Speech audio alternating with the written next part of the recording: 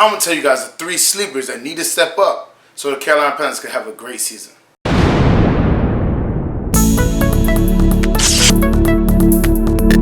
What's going on, Panther Nation? It's your boy LCameraTV here, man.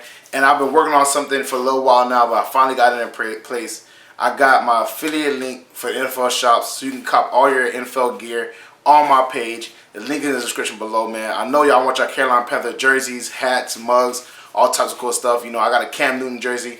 I'm trying to get a Christian McCaffrey and a Luke Kuechly, you know what I'm saying? I got offense. I definitely need defense, man. So any NFL fan or Panther fan that wants some NFL gear, come to my affiliate link, cop some jerseys, cop some mugs, cop some stuff, man. Make sure you represent the Carolina Panthers when they're in London and wherever else, man. And thank y'all for showing love and tuning in. Definitely cop some gear. If y'all don't want the L camera, you might as well get the Carolina. Subscribe to my channel and hit the bell icon so you never miss any video from my channel. Yo! Welcome to LCameraTV. Make sure you like, subscribe, and share some cool things like Facebook and Reddit and Rumble.com and wherever else. And guys, there's a few sleepers on this team, man. They're not, you know, star players, so don't worry about that. But there are a few players that I think if they play well, this could take our team over the top. So we definitely got to pay attention to them. So we got a lot to talk about today, guys. So let's get started. So the first thing I want to talk about is the offensive line. Now, mind you, we already talked about the offensive line ad nauseum, you know what I'm saying? But there's 2 pieces that I think could be really crucial. If Darrell Williams and Matt Paradis, who are both coming off an injury, are struggling or having a hard time, or need limited playing time because of the injury or coming back from the injury, trying to get their conditioning right and all that stuff, which I don't think will happen, but it's definitely a possibility. Tyler Lawson and Greg Van Roten are crucial pieces. We had Tyler Lawson come in for Ryan Khalil when he was injured before, and he played pretty well. We need him to keep that level up, and obviously Greg Van Roten played left guard for us before. You know what I'm saying?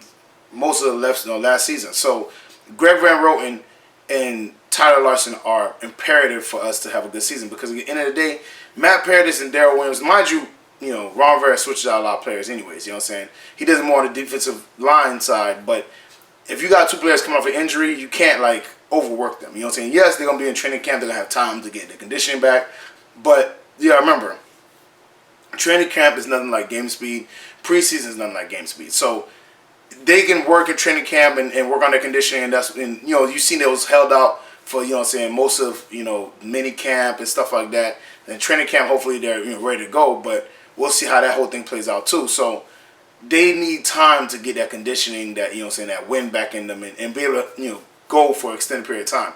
So if they can't go in the beginning of the season, or if they do need, spot minutes to come out, you don't want your O-line to get demolished when 2 players come out the lineup. You know what I'm saying? You need your backups to be able to fill in and do, just for a few plays. You know what I'm saying? So hopefully, I think I'm going to have, trust in both Tyler Lawson and Greg Van Roten, because they've started for us at points. You know what I'm saying? But we just need them to, stay engaged and wait for their turn, man. Wait for that time to step up and come in and, wreak havoc, man. And hopefully, I think they will, because like I said, Tyler Lawson was a backup before and played pretty well as a backup, and so was Greg Van Roten. So I don't question it, but it's definitely people that we need to step up, and people aren't talking about a lot. You know what I'm saying? We're not talking a lot about Greg Van Roten and Tyler Lawson, because we got Matt Paradis and Darrell Williams. So just be on the lookout for those guys. If they need any rotation situation, they're going to be crucial for us. And the other person I want to talk about is a running back. And it's not the running back most people have been talking about, which is Elijah Holyfield, who I think is a very good player.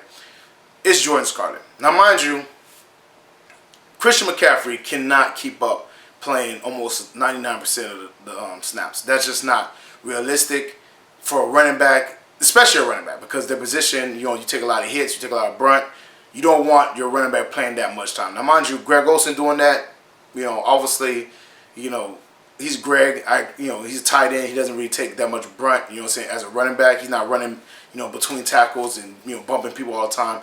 So I can kind of deal with Greg Olsen doing that, but Christian McCaffrey cannot do that, and they've been looking for a replacement, not a replacement, but somebody to come in and fill in, when Christian sits down. Now, a lot of us believe that's Cameron Artis-Payne, but I don't think so, man. I like Cap, but I think his time is running short. I think he's on borrowed time, and the reason why I say that is because I constantly see them bringing in more and more running backs. You know what I'm saying? If they really believe in Cap, maybe they'll have got, a running back from the, undrafted pile, and that'll be it. But they drafted Jordan Scarlett. They drafted, no, they Elijah Holyfield came in, you know what I'm saying, as an undrafted, which everybody been talking about. They got Reggie Bonifon. They still got Cap, you know what I'm saying, and they got Christian McCaffrey. I think, like I said, Cameron Artis-Payne is on borrowed time, so I don't really think he's going to be that much effective or that big of an impact this year. I think Jordan Scarlett is going to be the one to really make an impact. And I know everybody likes Elijah Holyfield, but I think Jordan Scarlett is going to be the one to make the impact. I think he can be the bruiser for us. I think he can catch out the backfield pretty well.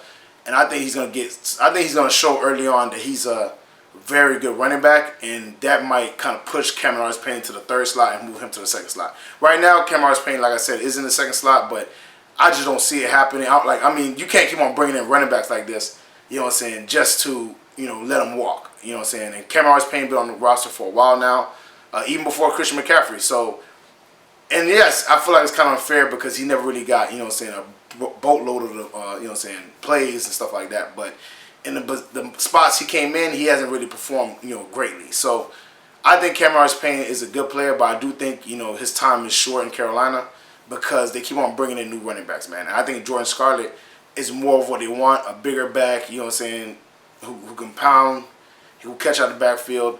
And, you know what I'm saying, they use a pretty good, I think it was like a 5th or 6th rounder they used on Jordan Scarlett. So they didn't, like, you know what I'm saying, they used a good draft pick, you know what I'm saying. So I just believe Jordan Scarlett, even though most people aren't talking about him, I think he could be very crucial for us. I think he could be the second running back on our depth chart. And we need somebody to step up and fill that role for Christian McCaffrey because, like I said, Christian McCaffrey's in his 3rd year, you know what I'm saying, as an NFL player.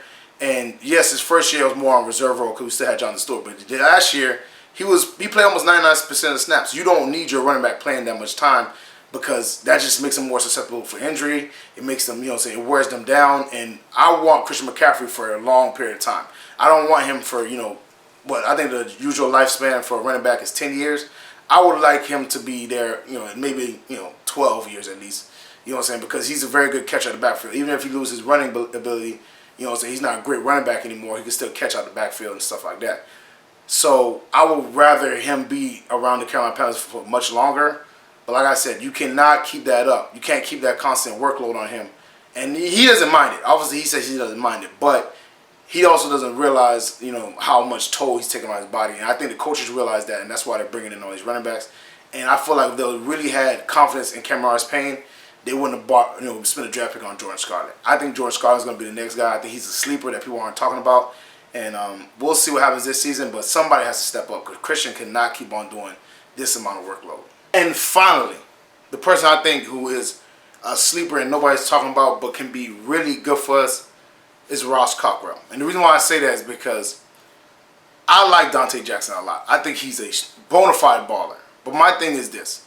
When we have a situation where we have teams with 3 good receivers, like the Atlanta Falcons that's in our division, you know what I'm saying, you need 3 good corners. Calvin Ridley can tear somebody apart, and he's just in the slot. You know what I'm saying? Mohamed Sanu is a very good receiver, and you obviously got Julio Jones. Now, mind you, James Bradbury's tasked with, you know, guarding Julio Jones, and I would prefer Donte Jackson guarding Calvin Ridley because I want somebody to keep up with him in speed. I don't think Corn Elder could keep up with, you know, Calvin Ridley in the slot. I mean, he can, you know, put his hands on him, you know what I'm saying, bump him off the line, stuff like that. But if Calvin Ridley gets a step on him, I think it's over with. I think, you know, he's going to burn Corn Elder out of the water. But Donte Jackson is fast enough to keep up with him. And if you have Ross Cochran come back, you know what I'm saying, into shape when he was in the Giants for that 1 year before he came to us and got injured, that would be really good because he was a good corner when he was with the Giants. Now, mind you, is that his whole career? Of course not. But it did look like he took a step forward and turned the corner when he was on the Giants for that 1 year. And now he went to Carolina, he got injured. So if he can get back up to that level, it'll be perfect to move Donte, you know what I'm saying, into the slot just for certain teams. So obviously, I think Donte is a very good corner. It's not like he can't keep up with bigger receivers, but you would want a bigger corner to guard a bigger receiver because, again, Donte Jackson is very fast, yes, but he also is like, you know, 5'10", 5'11", you know what I'm saying? He's not that tall, you know what I'm saying? Whereas Ross Cochran, I think, is like 6 foot, 6'1", and that's what you want. You know what I'm saying? Mohamed Sanu is like probably like 6'3", 6'4", receiver. Julio Jones is like 6'3", 6'4", and Calvin Ridley is like 6 foot. You know what I'm saying? And I think Donte Jackson has a good, you know, matchup with DJ Moore as far as, you know what I'm saying, kind of comparative because DJ Moore is, you know, not that tall of a receiver. He's like 6 foot.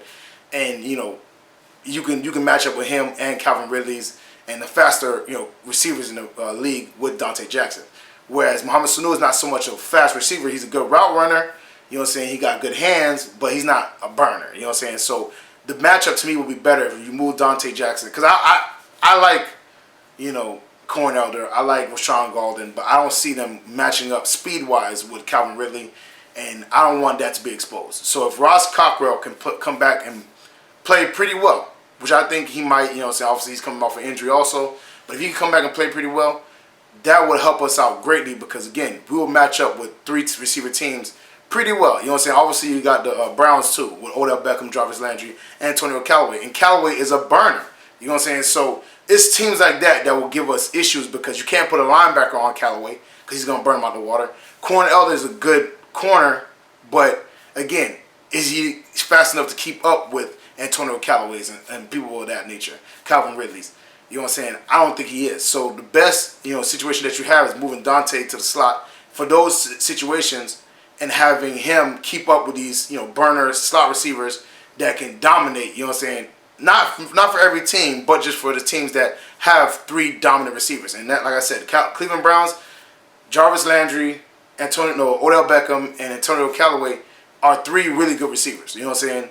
So that'll be hard to keep up with. You know what I'm saying? Even if you guard, Jarvis Landry and Odell Beckham well, Antonio Callaway, if he gets past Corn Elder, that's touchdown. You know what I'm saying? Because he's really fast. So I think Ross Cockrell could be a real big sleeper for us because if he can, get back to that level, we can have a backup cornerback who could be a starter, and when we need him, be a very good starter for us in spots. So I think he's a sleeper, and I think y'all should pay attention to his recovery. And if he recovers well and plays well, he might be able to, kind of edge his way into starting lineup in certain games. That's just me being honest.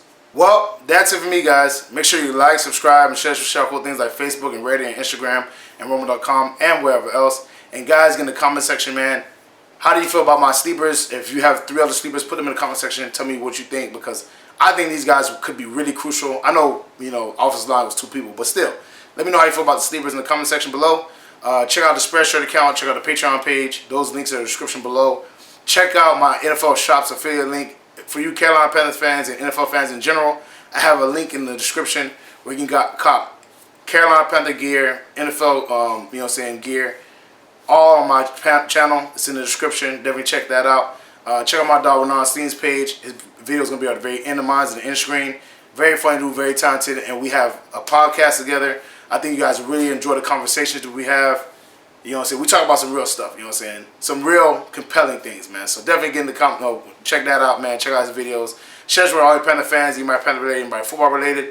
Y'all already know what it is, man. Thank y'all for staying tuned in. Stay watching my videos, man. And I see my last video did really well. A lot of you guys watched it, man. And thank y'all for always tuning in.